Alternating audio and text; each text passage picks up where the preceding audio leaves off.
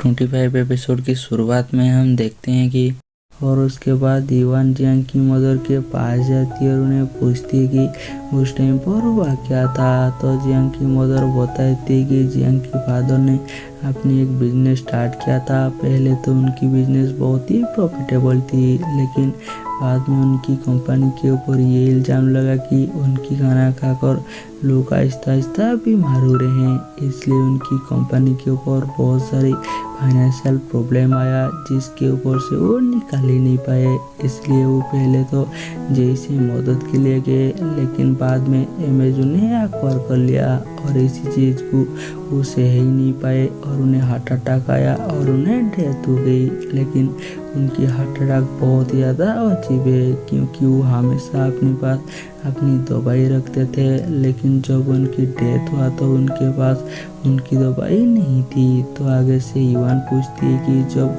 Uncle जी के पास गए थे तो क्या उनके पास उसका कोई डॉक्यूमेंट है। तो आगे से जियांग की मदर उन्हें वो डॉक्यूमेंट दे देती है। तो इवान बोलती है कि आप चिंता मत कीजिए, मैं ज़रूर इसका इन्विटेशन करूँगा और इसके बारे में आपको बता दूँगा। और उसके बाद इवान और जियांग अपने घर वापस आ रही होती है। तो तभी जियांग की मदर जियांग के पास आती है और उसे बोलती है कि इवान ने मुझे अच्छी तरह से समझा दिया है, इसलिए तुम अब से इमेज पर काम कर सकते हो। अगर कोई प्रॉब्लम हुआ तो इसके बारे में तुम मुझे ज़रूर बताना। और दूसरी तरह सुचान और सिनसिन इवान के अपार्टमेंट पर वापस आ रही होती है, लेकिन प्रॉपर्टी मैनेजमेंट की एक आदमी न्यू ईयर का गिफ्ट देने के लिए इवान के अपार्टमेंट के बाहर उसकी इंतज़ार कर रही होती है। और जैसे ही सुचान उसे देखती है तो उसे बोलती है कि मैं इस अपार्टमेंट के आदमी की बहुत ही अच्छा दोस्त हूँ, अगर तुम ये गिफ्ट मुझे दे दोगे तो मैं उसे दे दूँगा। लेकिन आगे से वो आदमी बोलती है कि हम ये आपको नहीं दे सकते।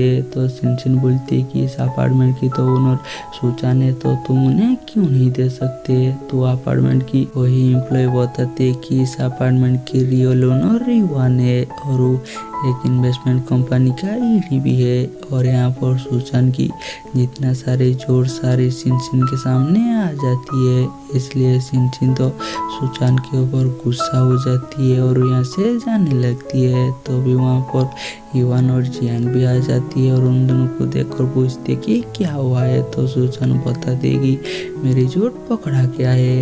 इसलिए जियांग जाकर सिनसिन को समझाने लगती है, लेकिन सिनसिन तो बहुत ज़्यादा गुस्से में होती है। इसलिए सुचान तो सिनसिन की सामने घुटने टेक देती है और उसे माफ़ी मांगती है, जो देखकर सिनसिन भी पिघल जाती है और उसे बोलती है कि तुम्हें मुझे ये सारी चीज़ में झूठ नहीं बोलना चाहिए था, तुम जहाँ पर हो वहाँ पर मैं तुम्हारे साथ खुश हूँ। इसलिए सुचान बोलती कि ठीक है, तो चलो मेरे रियल घर पर चलते हैं। और उस सिनसिन को लेकर यहाँ से चली जाती है। तो आगे से जियांग इवान को बोलती है कि अब तो तुम्हारे घर फ्री हो गया, तो क्यों ना तुम हमारे घर में वापस से शिफ्ट हो जाओ। लेकिन आगे से इवान तो उसे मना कर देती है। और उसके बाद इवान जियांग के फादर की उसी फाइल के ऊपर काम कर रही होती है। तो उसे वहाँ पर मिस्टर चा नाम के एक आदमी के बारे में पता चलती है। तो भी वहाँ पर जियांग भी आने लगती है, तो वो उसी फाइल को छुपा देती है, क्योंकि वो नहीं चाहता था कि उसे उसके बारे में पता चले। और वो जियांग को बताती है कि कल मुझे दोबारा से और एक बिजनेस ट्रिप पर जाना होगा, इसलिए तुम अकेला ही ऑफिस चले जाना। और अगली सुबह इवान उठकर तो पहले मिस्टर चा नाम के आदमी को ढूंढने के लिए जाती है, लेकिन बहुत टाइम के बाद भी उसे ज़्यादा कुछ भी पता नहीं है। लेकिन उसे डोली मिल जाती है और आगे से डोली बोलती है कि मुझे पता है कि तुम जियांग के फादर की डेथ के रीजन को इन्विटेशन कर रही हो, और ऐसे भी मैं उस चीज़ के ऊपर काम कर रही हूँ, तो क्यों ना हम दोनों मिलकर काम करें। और ऐसे भी उसी केस में तुमसे ज़्यादा मुझे पता है, इसलिए इवान उसके साथ काम करने में मान जाती है। और उन्हें मिस्टर चा की लोकेशन पता चल जाती है, इसलिए वो वहाँ पर जाते हैं। लेकिन वहाँ एक कैसीनो होती है, इसलिए वो लोग उन्हें अंदर नहीं जाने देते। तो आगे से इवान ऐसी दिखाती है कि जैसे कि वो प्रोफेशनल प्लेयर है और डोली उसकी असिस्टेंट है, फिर भी वो लोग जाने नहीं देते तो वो डोली का पोस्ट लेकर उन्हें दे देती है और उन्हें आपस में बांटने के लिए बोलती है। तो आगे से वो आदमी उन्हें अंदर जाने के लिए देते हैं और वो दोनों जाकर वहीं पर छुप जाते हैं और मिस्टर चा का आने तक इंतज़ार करने लगते हैं। और दूसरी तरह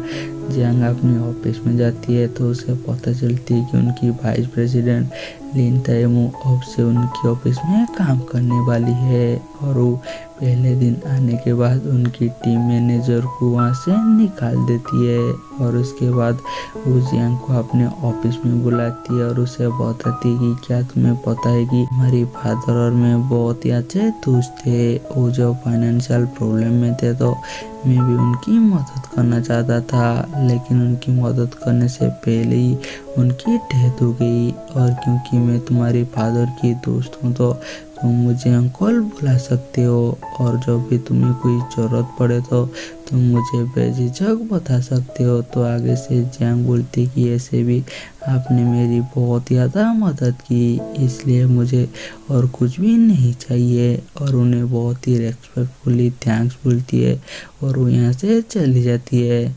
और यहीं पर हमारी एपिसोड ख़त्म हो जाती है और हम मिलेंगे जल्दी नेक्स्ट एपिसोड में।